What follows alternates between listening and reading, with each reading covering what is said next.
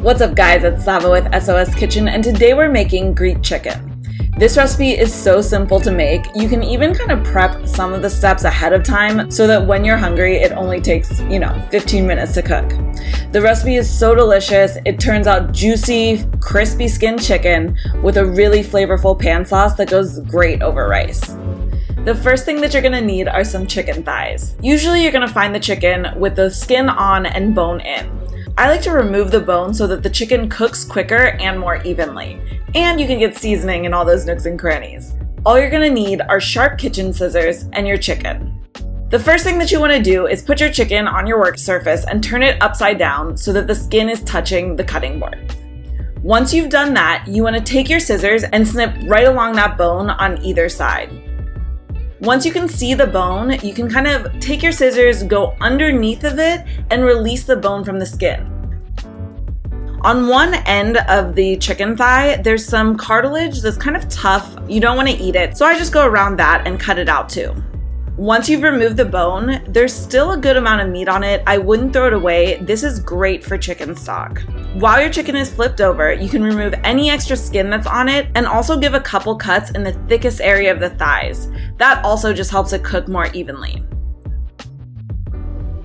There you have your finished chicken thigh. After your chicken's cut up, you can make your spice rub.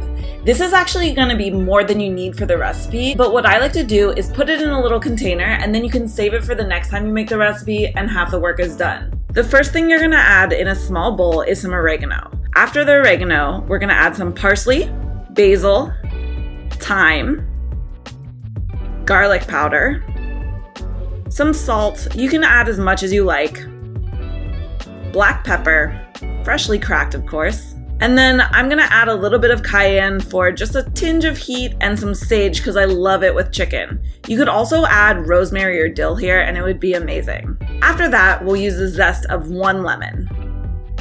Mix everything together until you can't see any clumps of the lemon zest, and then you're ready to sprinkle it on your chicken. Here I have my chicken just skin side down on some paper towels to kind of dry off the skin so that we can get it really nice and crispy in the pan. When you're ready, go ahead and season the chicken, making sure to get in all the nooks and crannies.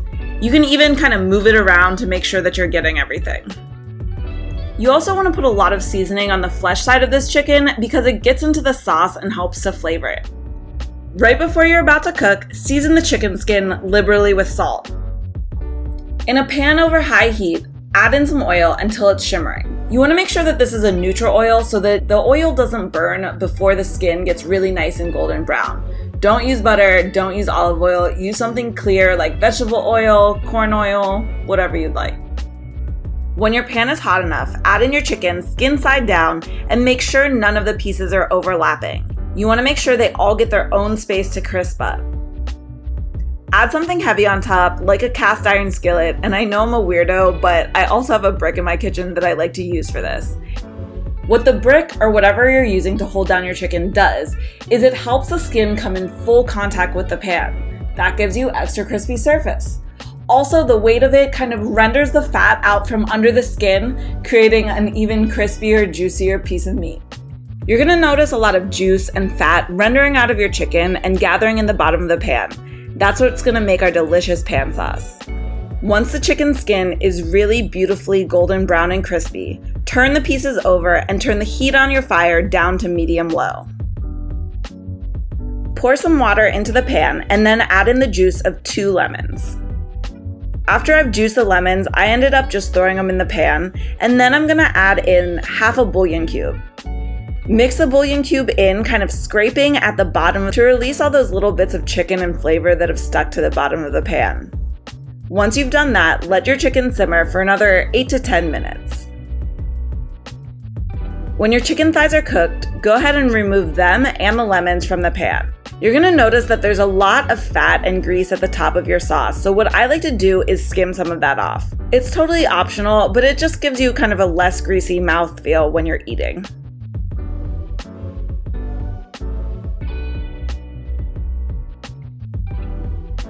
I like to serve this chicken over top some rice with a generous amount of that pan sauce drizzled over top of everything. The pan sauce makes the rice lemony, herbaceous. If you have some dill, throw that on top too. I was lazy, so I just put a whole sprig on and used my knife to cut it up while I was eating. It was so delicious. The juicy meat with the crispy skin, the lemon, the dill. I showed you how to make this with chicken thighs today, but you could also use chicken breasts. You would probably just have to adjust the timing a little bit. Anyways, thanks for cooking with me again. See you next time. Bye.